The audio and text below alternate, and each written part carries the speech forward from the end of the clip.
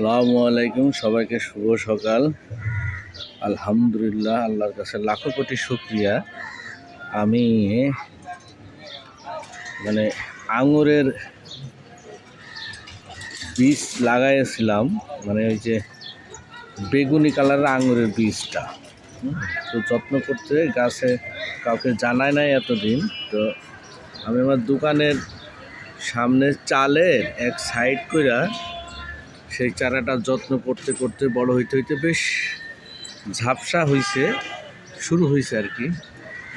তো সেইখানে দেখি আলহামদুলিল্লাহ সকালে দেখি একটা ফুল ফুটে আছে। জানি না আঙুরের ফুল বা কীভাবে ধরে। তো আলহামদুলিল্লাহ আল্লাহ পাক ভালো জানেন, আর যারা আঙুর চাষ করেন তারা বলতে পারবেন। এটা সাদা ফুল আসছে। তো দোয়া করবেন।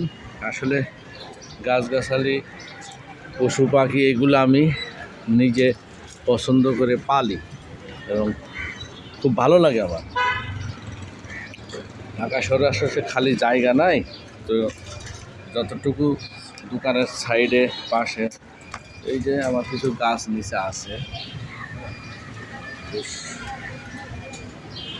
এই যে গোড়া এখান থেকে তুলে দেওয়া গাছ,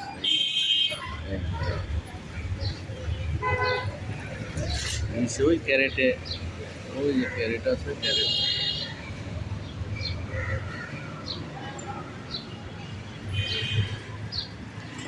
আমি খুব ভালো লাগছে। ফল হবে কি না হবে জানি না, তবে গাছ হয়েছে।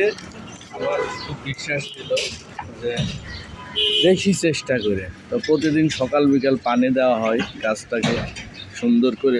গাছের গোড়ায় পাথর, মাটি, সার সব কিছু দিয়ে আছে।